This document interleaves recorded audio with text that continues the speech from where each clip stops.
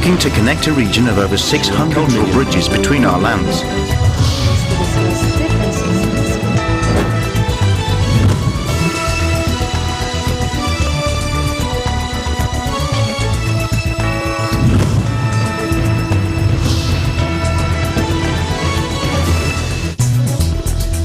Hello and welcome to ASEAN in Focus. I'm Maricar Velasco delivering to you the latest news in and around the ASEAN region. On today's headlines. Malacanang on Tuesday opted not to interfere with former Senator and losing Vice Presidential candidate Ferdinand Bongbong Marcos Jr.'s plea to nullify the victory of Vice President Leni Robredo in the 2016 national elections. Foreign Affairs Secretary Teodoro Locsin Jr. on Wednesday suggested the removal of a scene in the controversial movie Abominable, where China's 9-dash line in the South China Sea was featured after it drew flack from viewers. And bubble tea fans can frolic in a pool of 100,000 plastic purple pearls, take photos of themselves on a bubble tea IV drip, and swing on a giant wrecking ball at a new exhibit in Singapore.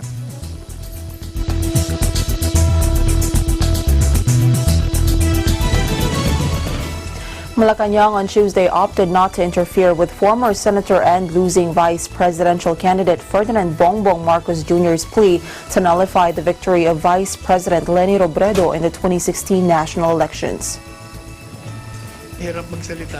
Presidential spokesperson Salvador Panelo issued a statement that same day the Supreme Court, which acts as a presidential electoral tribunal, ordered the release of a report on the initial recount of votes in Marcos's poll protest against Robredo.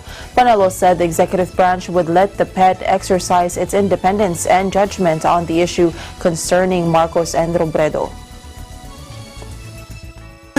As we have repeatedly said, we never interfere with the function and duty and work of any co-equal branch as well as independent constitutional bodies.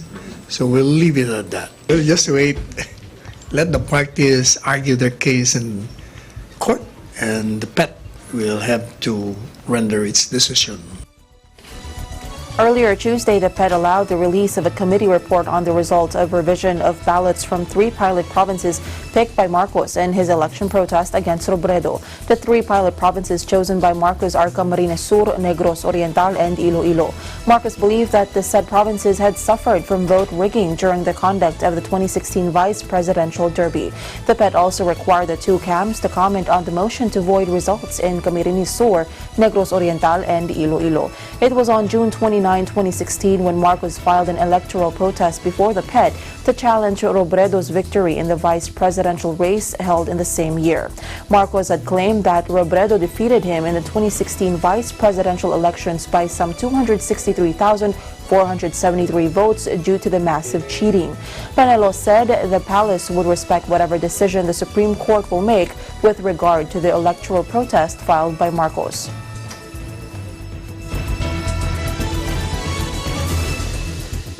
President Rodrigo Duterte's decision on the possible lifting or another extension of martial rule in Mindanao would depend on the recommendation of military ground commanders in the region, Malacanang said on Tuesday. Depende, di ba? Palagi niya sinasabi, depende yun sa rekomendasyon ng mga ground forces. Panelo could not confirm whether the commander-in-chief is once again bent on asking Congress to extend martial law in the southern Philippines. This comes after presidential daughter and Davao City Mayor Sara Duterte sought the lifting of martial law in Davao City. In a letter sent to the office of the president on August 7, the mayor requested the city's exemption from the declaration of military rule. Panelo believes that the younger daughter Duterte is not seeking special treatment, as she is only heeding the recommendation of the Davao police to lift the implementation of martial law in the city. He likewise stressed that the president has the final say on his daughter's request. Meron silang mga reasons for so doing. It was even recommended by the regional PNP there. Okay, sir. Tingnan natin kung anong mag-iimbos yun ng presidente.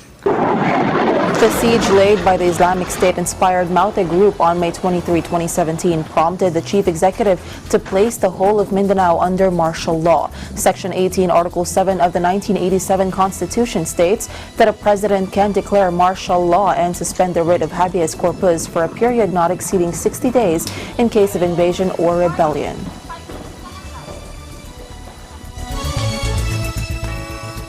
President Rodrigo Duterte has ordered Pedro Aquino Jr., President and CEO of the Philippine National Oil Company Exploration Corp. Or PNOCEC, to tender his resignation after being embroiled in a corruption issue, Malacanang announced on Tuesday.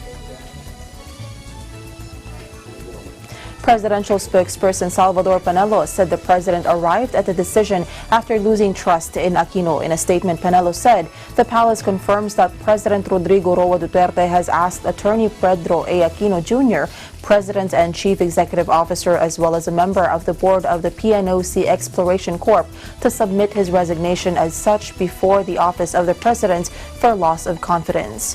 He adds the president's order is still in line and pursuant to his anti-corruption campaign in the government, and underscores once again that there are no scared cows under his administration. Panelo, however, did not elaborate on the supposed corruption allegations hurled against Aquino.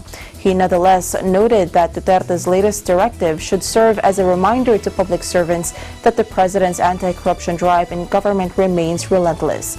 Panelo said they reiterate the directive of the president to all officials and employees of the government to undertake actions which are only pursuant to what the law provides in the performance of their official functions, and desist from committing any act that are or may appear to be irregular, illegal, or dishonest. In a separate statement on Tuesday, Senator Sherwin Gatchalian revealed that Aquino was initially slapped with a 30-day suspension following the State Oil Exploration Corporation's chief's unauthorized investment deal with a Russian oil firm. The PCOCEC, Russian oil giant Rosneft Oil Co., and Hong Kong-based firm Pioneer Finance Limited sealed a trilateral agreement at an international economic forum in St. Petersburg, Russia in June 2017. Gatchalian said Aquino had entered into the deal without permission from the PNOCEC Board or Department of Energy Secretary Alfonso Cusi.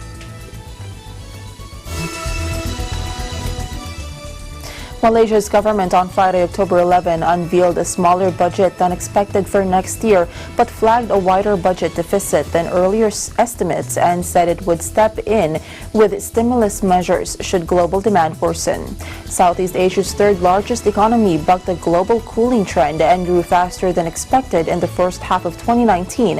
However, analysts say the U.S.-China trade dispute and expanding protectionist policies around the world will eventually drag on the export-reliant country.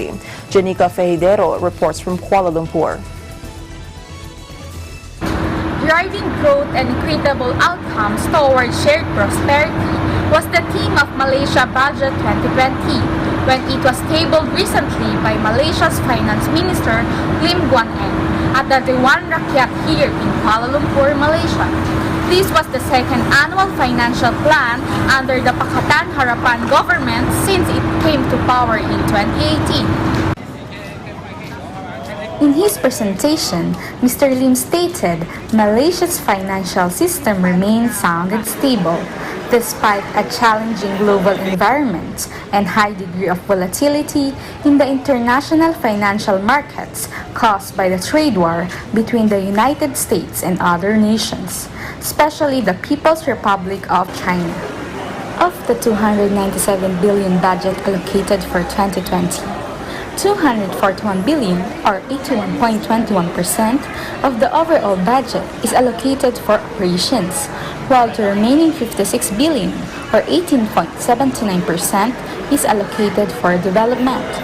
Malaysia's Budget 2020 focuses on driving the economic growth in the new economy and digital era, leveling up human capital, creating a united, inclusive and equitable society, and revitalization of public institutions and finances.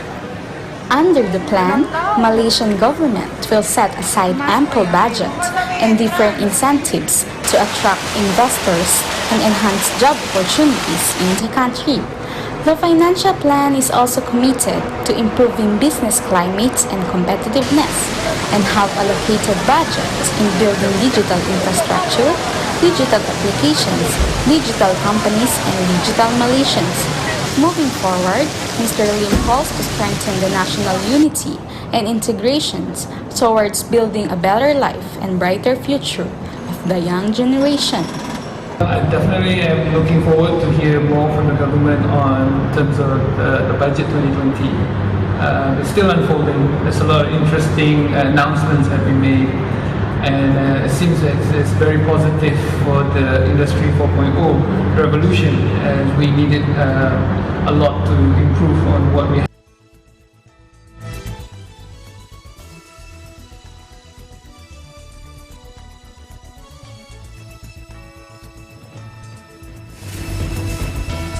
Foreign Affairs Secretary Teodoro Locsin Jr. on Wednesday suggested the removal of a scene in the controversial movie Abominable, where China's 9-dash line in the South China Sea was featured after it drew flags from viewers. On his official Twitter account, Locsin said they should cut the offending scene, which will show the displeasure better than if they constitutionally ban it, as some suggest, to cut out crudely. The movie, which began showing in the Philippines on October 2, is a co-production film by DreamWorks Animation and Shanghai-based Pearl Studio, which tells the story of a teenage girl helping a Yeti reach Mount Everest. In its official trailer, the lead character Yi is seen looking at a map of Asia where dotted lines stretching from China's southern coast around almost the entire South China Sea are visible. The dotted lines refer to the so-called 9-dash line, denoting China's unilateral claim in the strategic waters earlier invalidated by the Permanent Court of Arbitration.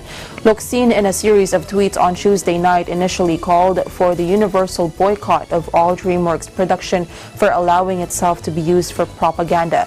He earlier said DreamWorks let itself to be used for propaganda. MTRCB, or Movie and Television Review and Classification Board, might have the power to ban. The DFA, Department of Foreign Affairs, does not. The public has the power and patriotic duty not to patronize a movie with a message contradicting the territorial claim of the Philippines. And he advised not to watch any DreamWorks production from here on. In Vietnam, Abominable was blocked shortly after its release, following complaints from the viewers. Vietnam and the Philippines are both claimant states in the strategic waters, which protested the invisible demarcation used by Beijing to refer to its claim.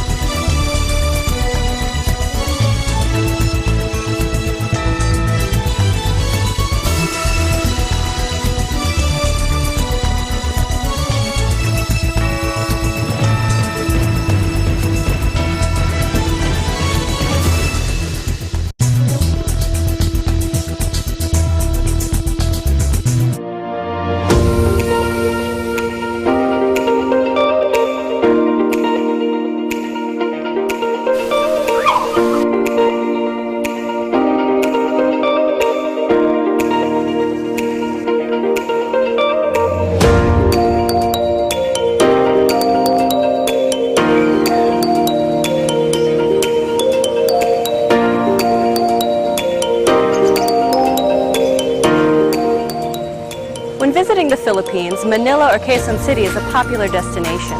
But oftentimes the hustle and bustle of the city can be more stressful on your vacation.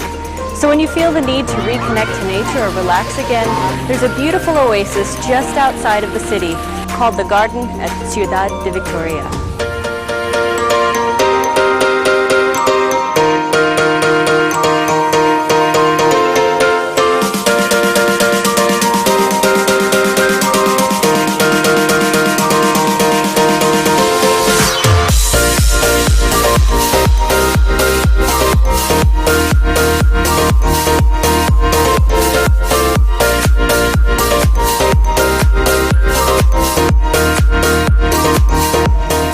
Some of the species that you can see here include hydrangea, snapdragon, and stargazers. They're truly beautiful.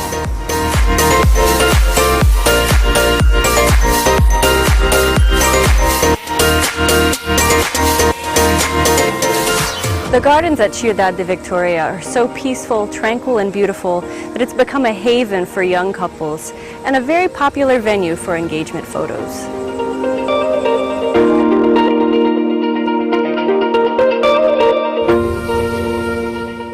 The next time you want an escape from the big city, the garden at Ciudad de Victoria is a wonderful place to visit.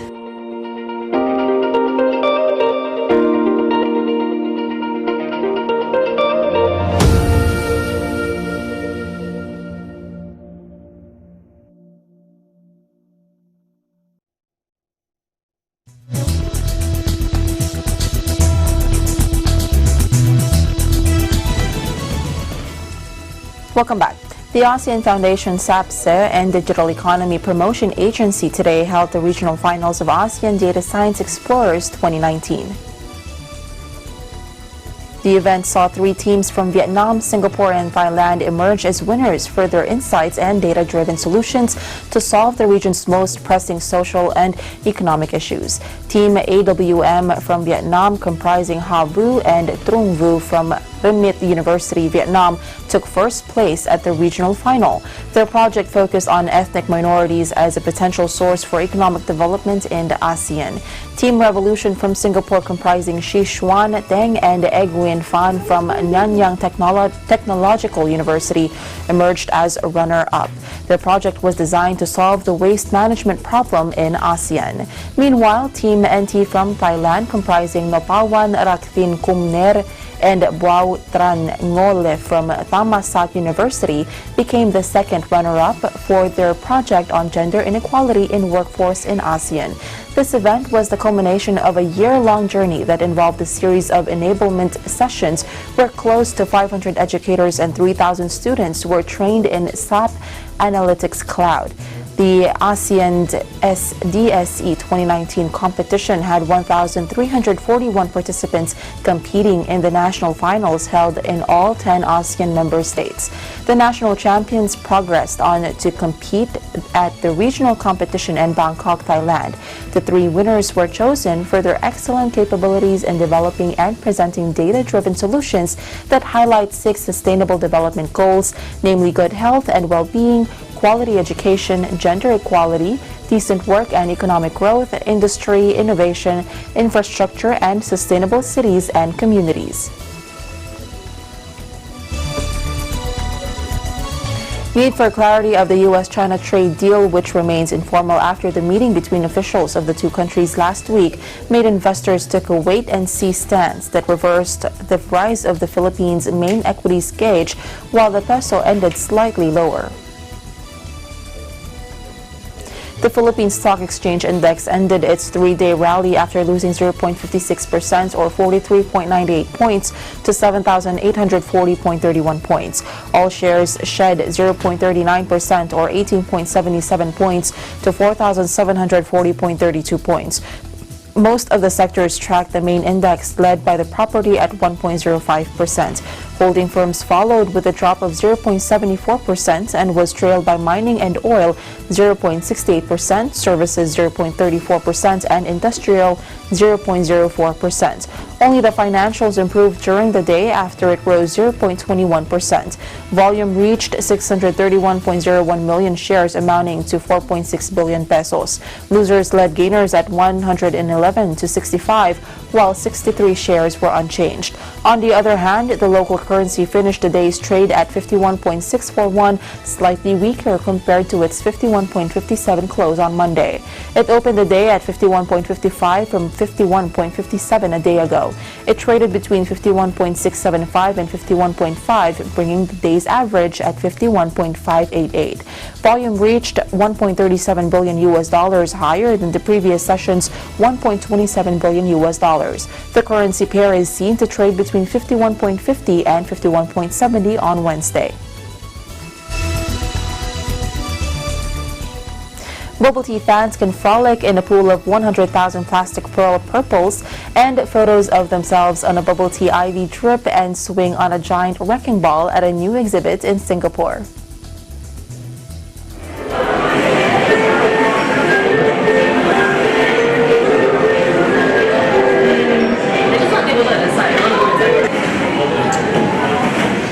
when I was in the office, like people sitting behind me, they're always discussing about bubble tea, what's a favorite flavor, which store has the best pearls, and like people get really passionate. They even start like fighting over like which one's the best one. So that's interesting. Maybe there's something here. Maybe people. We could build something around the concept of bubble tea and people could relate to it and be passionate and have fun. Objective is that we can create a space where it's truly immersive enough that people can escape and feel like they're not on Earth, right? They're in different reality, and in the hour that you're here, you can truly escape from all your worries.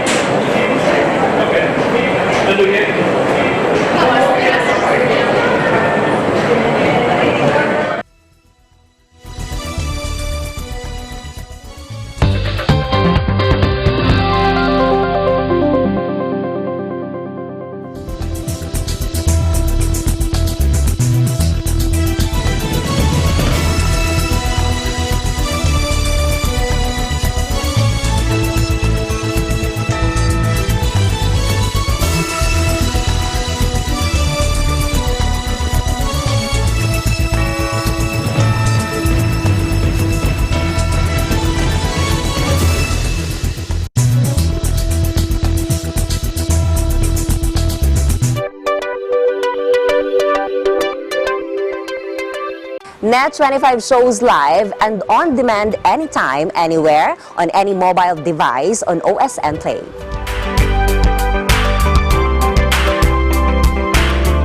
Hey there, Arnie Aquino here at Hatley Castle, one of the filming locations for the X-Men series. Don't forget to tune in to Digital Nest only on Net 25.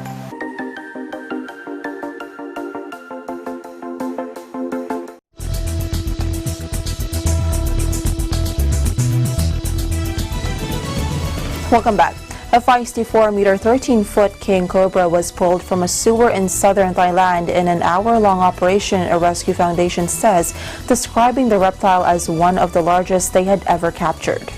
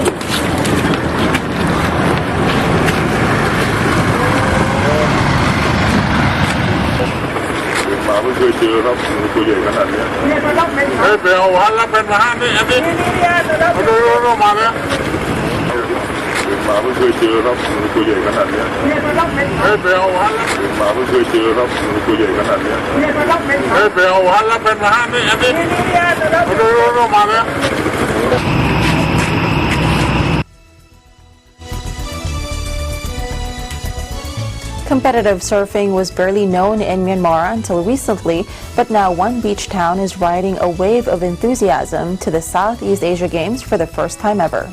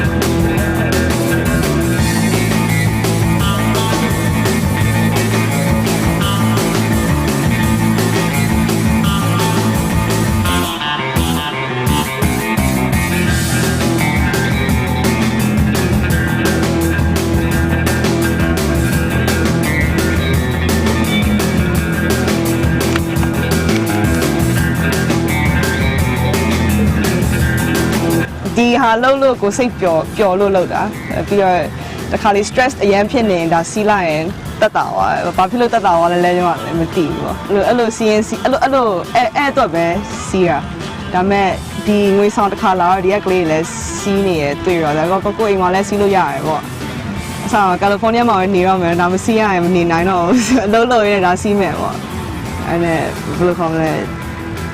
ဟိုထင်တော့မထင်လိုက်ဘူးဒါပေမဲ့ဒီရောက်လာတော့လည်းဒီခွင့်ရတော့တော်ကျေးဇူးတင်တယ်ပေါ့။